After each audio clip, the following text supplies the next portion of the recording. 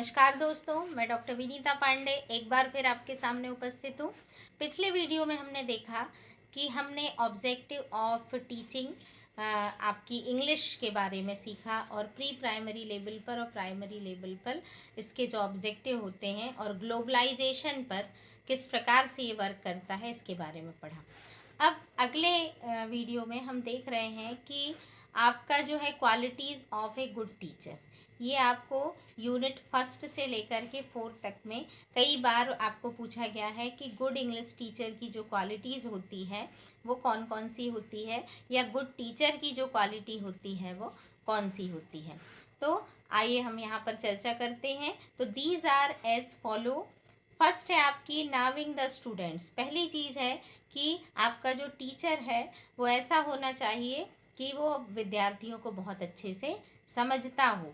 तो the teacher should know his students, it mean that he should have the knowledge of students needs, interest, problem, abilities and their background and characteristics. तो teacher ऐसा होना चाहिए जो विद्यार्थियों की सभी क्षमताओं को, रुचियों को, उनकी विशेषताओं को, उनकी कमियों को, सभी को जानता हो। तो आप बस एक एक दो दो लाइन में ही डिफाइन कीजिएगा, बहुत ज़्यादा पैराग्राफ के मोड में लिखने की कोशिश मत कीजिएगा क्योंकि गलतियां हो जाती हैं। फिर आपका सेकंड है नाविंग हिज सब्जेक्ट थ्रूअली। तो सबसे बड़ी बात है कि उसका जो सब्जेक्ट है उस पर उसकी कमांड होना चाहिए और उसको ज्ञान होना चाहिए ताकि वो बहुत अच्छे से उसको पढ़ा सके। ए teacher must have a firm command over his subject. A teacher who does not have command over his subject can not teach with confidence. जिस भी टीचर की अपने सब्जेक्ट पर कमांड नहीं होती वो कभी भी अच्छे से टीचिंग नहीं कर पाता है। नेक्स्ट है आपका knowing the methodology of teaching. तो टीचर को मैथोलॉजीज का ज्ञान जरूर होना चाहिए। A teacher must be conversant with the method which he should adopt for effective teaching his student. उसको मेथड्स का ज्ञान होना चाहिए तभी वो अपने विद्यार्थियों को पढ़ाएंगे और बहुत इफ़ेक्टिवली पढ़ा पाएंगे। तो ये सारी चीज़ें एक गुड टीचर में ज़रूरी है। गुड बिहेवियर होना चाहिए क्योंकि यदि टीचर का गुड बिहेवियर नहीं होता तो स्टूडेंट जो है वो ऐसे टीचर से भागते हैं। Qualities of an English teacher at the early stage. अब अगर हम देखें तो जो बहुत छोटे बच्चों के जो टीचर्स होते हैं उनमें क्या क्वालिटीज़ होनी चाहिए। The teaching at the early stage being with hearing and then speaking. तो ऐसे जो टीचर्स होने चाहिए बहुत छोटे बच्चों के, उनको सुनने की और बोलने की बहुत अच्छे से समझ होनी चाहिए क्योंकि यहाँ पर छोटे विद्यार्थियों को बार बार बोल करके और बार बार उनकी बात को सुनना होता है। नो फॉर्मल और theoretical grammar is to be taught. यहाँ पर थ्योरेटिकल ग्रामर का यूज़ छोटे बच्चों के साथ हम नहीं कर पा सकते, इनको हमें रिपीट करके बता कर बोल बोल कर सिखाना पड़ता है। He must be good speaker, should know the exact pronunciation of words and should also be able to recite the poem and rhymes in rhythm। तो जो आपके प्री प्राइमरी लेवल के जो टीचर होते हैं, अर्ली स्टेज के जो teacher होते हैं, उनको गुड स्पीकर होना चाहिए, अच्छे से बात करने वाला होना चाहिए, उनका जो प्रोनाउंसिएशन होता है, उच्चारण है, वो शुद्ध होना चाहिए, शब्दों को वो बहुत अच्छे से बोलें क्योंकि जब टीचर अच्छे से बोलते हैं तो बच्चे अच्छे से सीख पाते हैं। दूसरी चीज़, उनका जो राइम्स होते हैं, पोएम्स होती हैं, उनको एक रिदम के साथ और एक लय और आरोह अवरोह के साथ सिखाना होता है।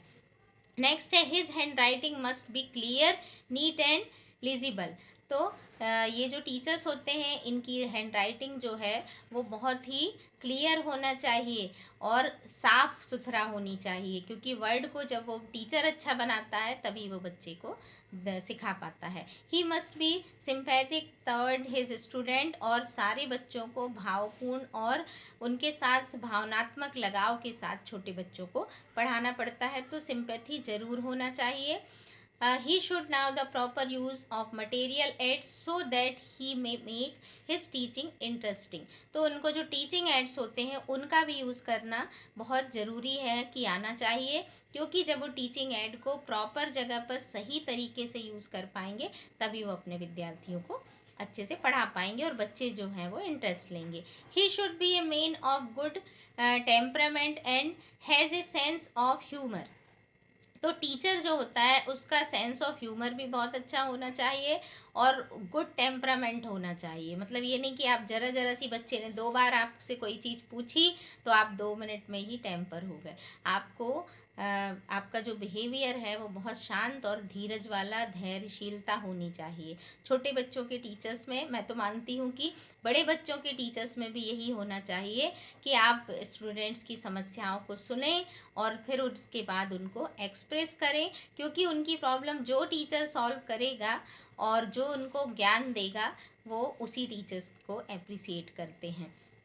फिर आपका है he should be good A conversation. तो बच्चों से उनकी बातचीत करने का तरीका जो है वो कन्वर्सेशन बहुत अच्छे से होना चाहिए।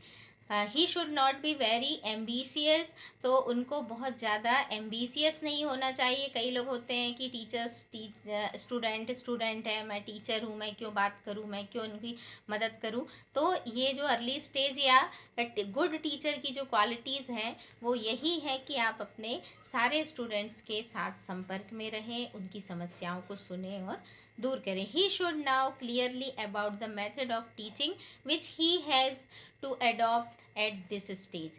तो आपको जो इस स्टेज पर जो टीचिंग मेथड्स होती हैं उनका नॉलेज ज़रूर होना चाहिए, क्योंकि बच्चे जो हैं वो इन्हीं मेथड्स को अडॉप्ट करते हैं और उसके बाद वो सीखते हैं। और अगर कोई टीचर ऐसा है जिसको ये मेथड नहीं आ रही है तो उसको भी अडॉप्ट करने की कोशिश करना चाहिए। अब हम सेकेंड पार्ट पर आते हैं कि qualities of an English teacher at the middle stage. Middle school के टीचर में कौन कौन सी क्वालिटीज़ होनी चाहिए।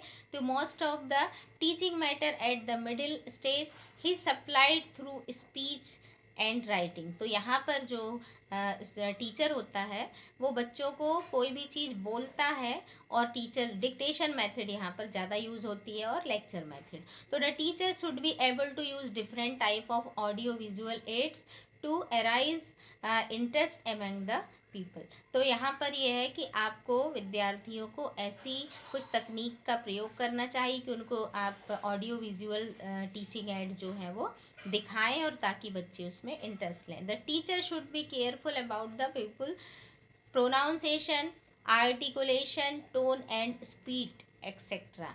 तो यहाँ पर जब हम बोलें तो हमारी स्पीड, हमारा प्रोनाउंसिएशन, हमारा जो फ्लो है बोलने का वो ऐसा होना चाहिए कि स्टूडेंट जो है वो उसको लिख पाए और समझ पाए। The teacher should not possess and abstract the unfamiliar ideas before his student. तो और स्टूडेंट्स के साथ उनको फैमिलियर बिहेव रखना चाहिए, तभी स्टूडेंट जो हैं वो बहुत अच्छे से पढ़ाई करते हैं। Practice in written work should be given to the students. और स्टूडेंट को रिटर्न वर्क लिखने के लिए ज़रूर देना चाहिए। Only functional grammar should be taught, so a teacher must know how to teach grammar inductively. तो आपको ग्रामर जो है वो इंडक्टिवली पढ़ानी पड़ेगी, जिसमें आपको ब्लैक बोर्ड भी यूज़ करना होगा और साथ में आपको आपकी जो टीचिंग मेथड है उसमें आपको लेक्चर भी देना पड़ेगा, क्योंकि कोई भी चीज़ जब बच्चों के थॉट क्लियर हो जाते हैं, समझ में आ जाती है, तो वो उनको बहुत ही आसान लगने लगती है।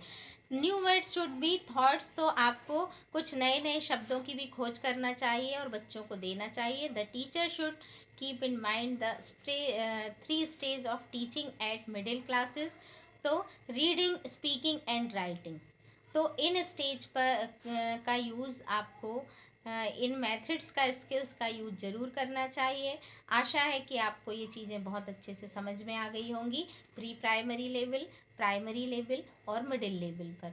तो आप एक गुड टीचर की जो क्वालिटीज़ है उसको आसानी से लिख पाएंगे। मैंने बहुत सी बताई हैं, अगर आप 2-2 भी लिख देते हैं, 3-3 भी लिख देते हैं तो भी आपका वर्क सफल हो जाएगा। थैंक्स।